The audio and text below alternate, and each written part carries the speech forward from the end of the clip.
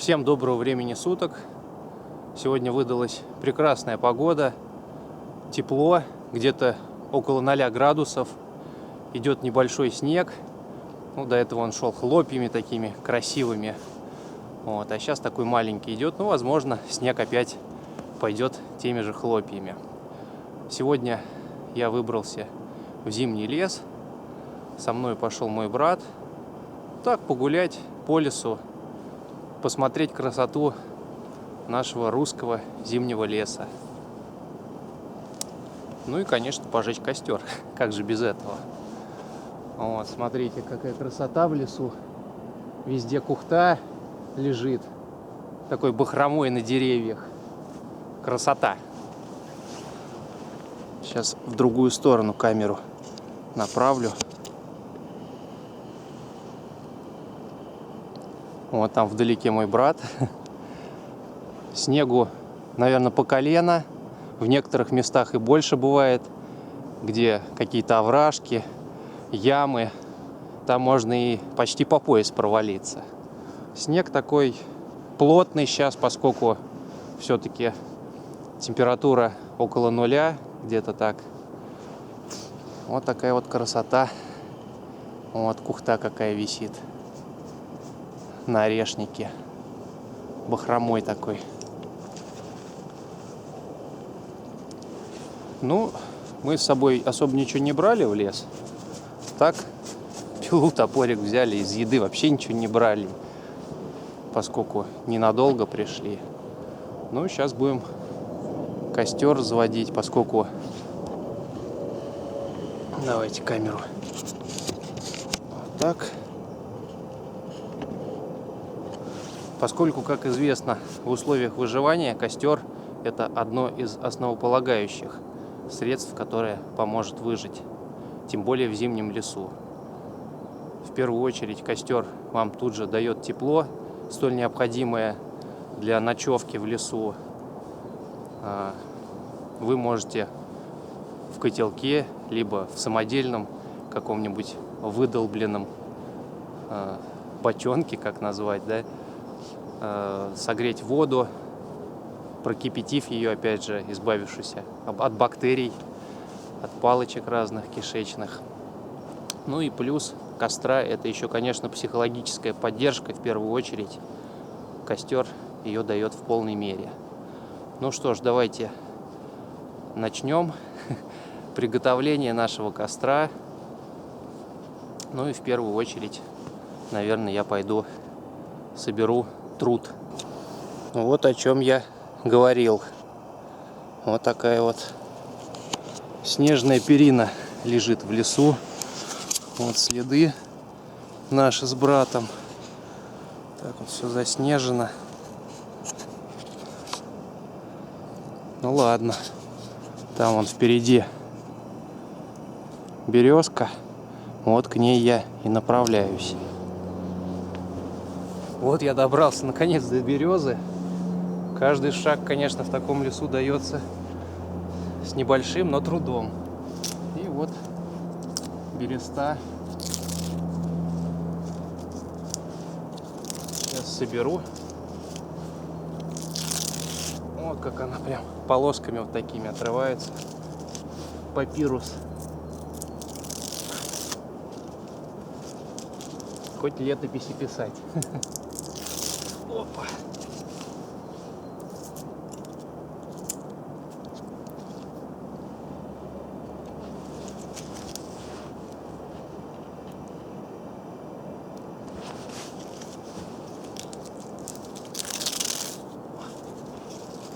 Флаги такие из бересты.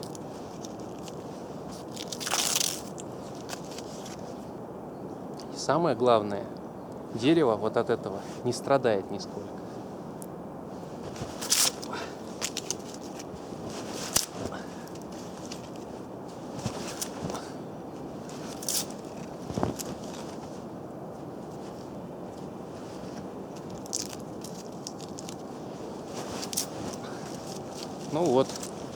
За минуту где-то я набрал столько бересты.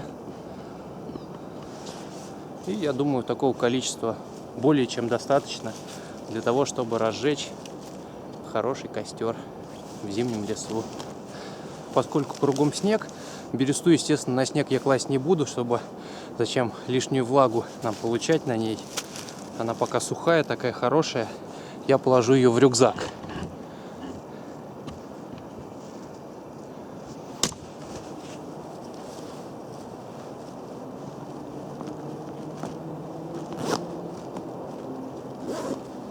И закрою на молнию, чтобы снег не попал туда. У каждого туриста есть какие-то свои способы, чтобы отделить площадку под костер от мерзлой почвы и остатков снега. Ну, я использую всегда способ, который мне наиболее нравится. Я ни у кого его не подсматривал, придумал сам. Может быть, кто-то так же делает, я не знаю. Но я всегда вот стараюсь найти какое-то сухое дерево поваленное и вот кору отодрать.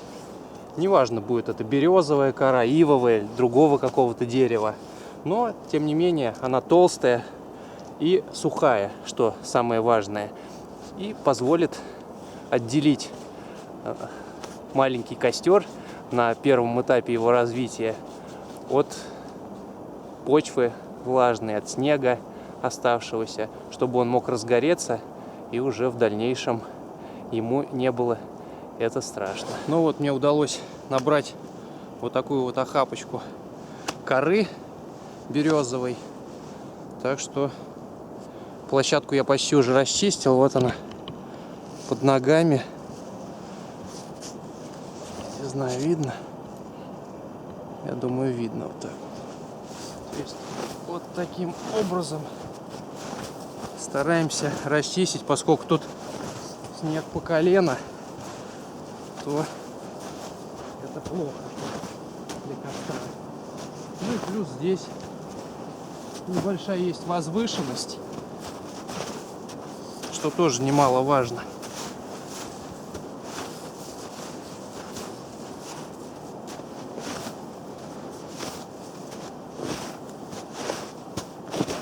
Вот. Докопался я до земли. О, что тут у нас такое? Травка зеленая. Над ней прялые листья. Ну, такого результата вполне достаточно. Конечно, я мог бы более обширный участок сделать, но и этого вполне хватит. Теперь я разложу здесь кору.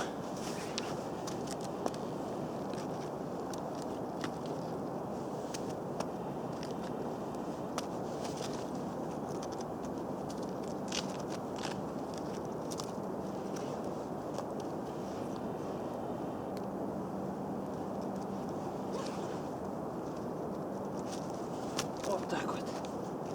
И это будет уже основой для будущего костра. Ну, давайте положим бересту на березовую кору. Пусть тут лежит. Она уже не промокнет от снега. Да и, собственно, она вообще не промокает по большому счету. Но лишняя влага, она все равно нам ни к чему. Значит, березовая кора, по сути, это у нас труд. Для чего нужен труд? Труд нужен для того, чтобы огонь разгорелся от искры, которую мы высечем из огнива.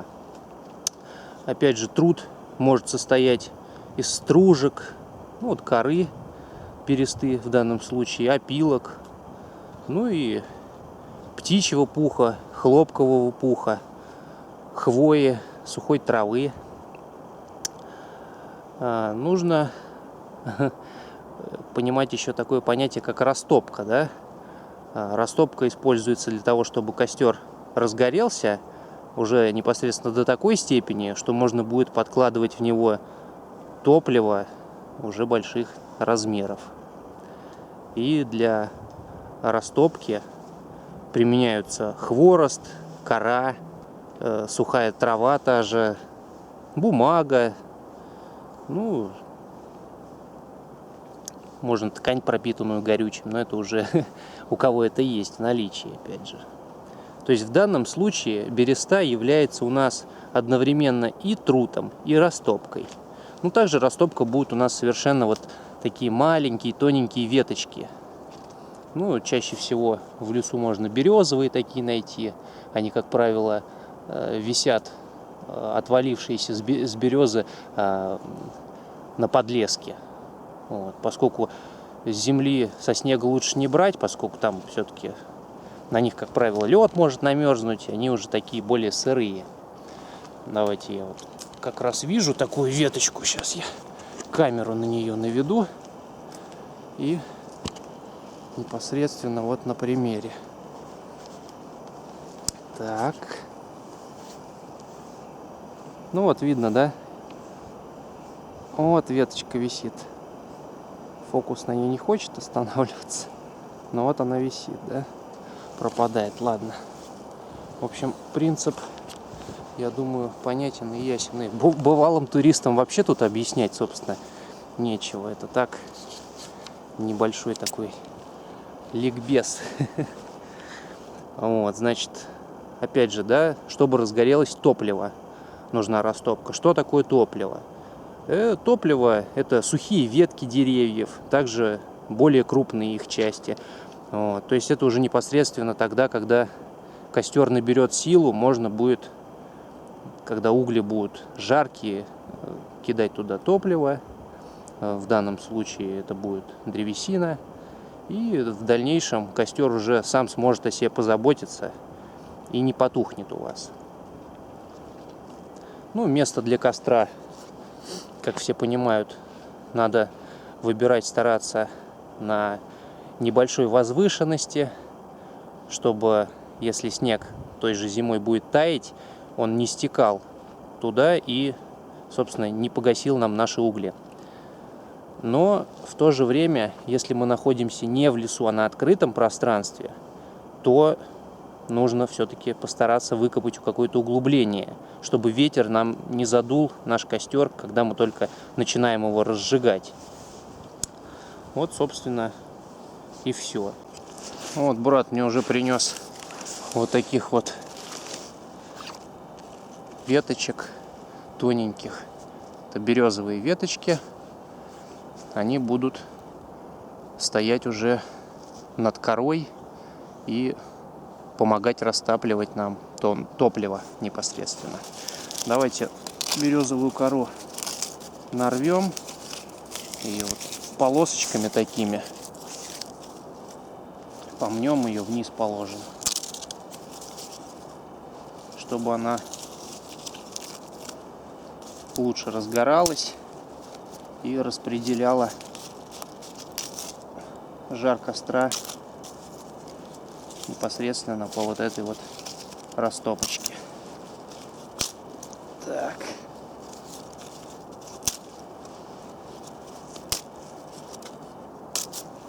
Несколько полосок коры я оставил, поскольку перед тем, как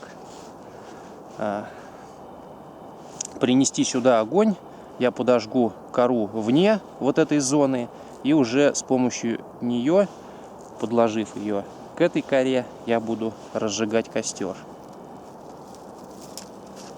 Веточки немножко тоже поломаем, вот так вот, положим их сверху.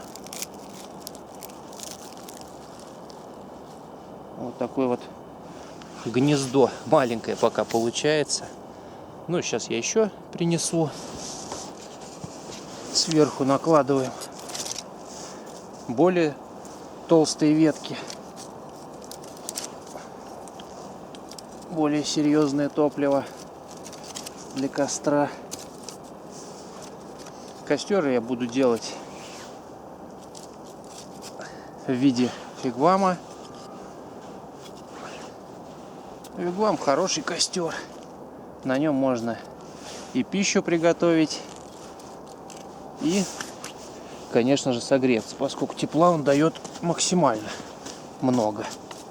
Вот такие уже более серьезные ветки. Дальше кладем. Ну, важно оставить вот такое вот местечко, где вот выходит кора, мелкие вот эти веточки, чтобы непосредственно здесь можно было начать разжигать костер, поднести сюда огонь и разжечь его. Место это должно быть с ветреной стороны. И когда я буду поджигать, ветер будет дуть мне в спину, поскольку я находиться буду здесь. Это нужно для того, чтобы ветер раздувал костер. Ну, в лесу сейчас у нас погода, я бы не сказал, что ветреная, поскольку тут все-таки деревья, они защищают от ветра. Но все равно по правилам надо делать так. Собственно, как я и сделал. Ну что ж, давайте разведем уже костер. Кстати, скажу еще немаловажным фактом.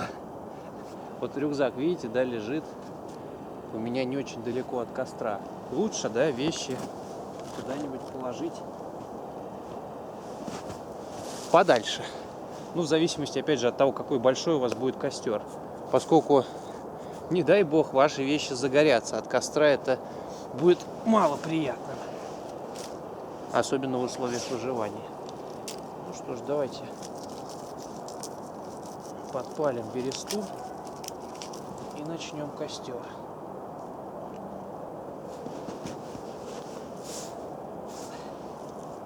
Я прям на топоре буду это делать, поскольку времени у меня нету. Вот можно прям стружечку сострогать, чтобы уж точно.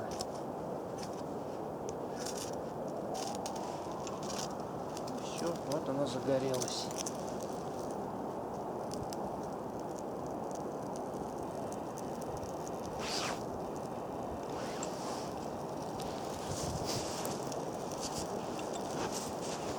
Топор я убираю.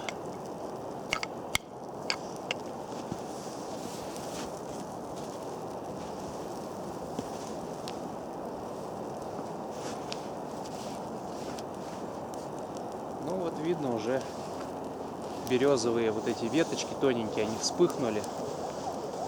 Кора их растопила, разожгла. И дальше костер начинает растапливать уже более такие серьезные ветки. Конечно, это потихоньку все будет, но мы это все увидим. Давайте поближе посмотрим, как это происходит.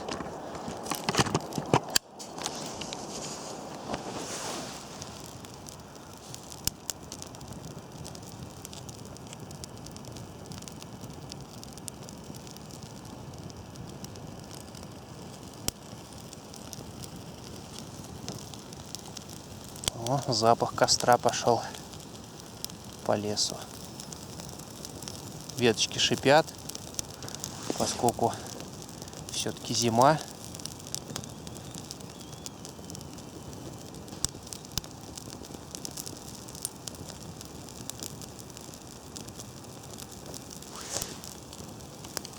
Ну вот, костер разгорелся. Теперь можно и более крупное топливо подбрасывать.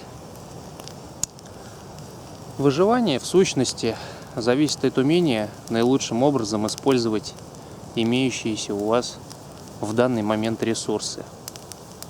Причем это нужно делать таким образом, что когда отсутствие чего-либо казалось преимуществом, а то, что есть, было применено наиболее эффективным способом.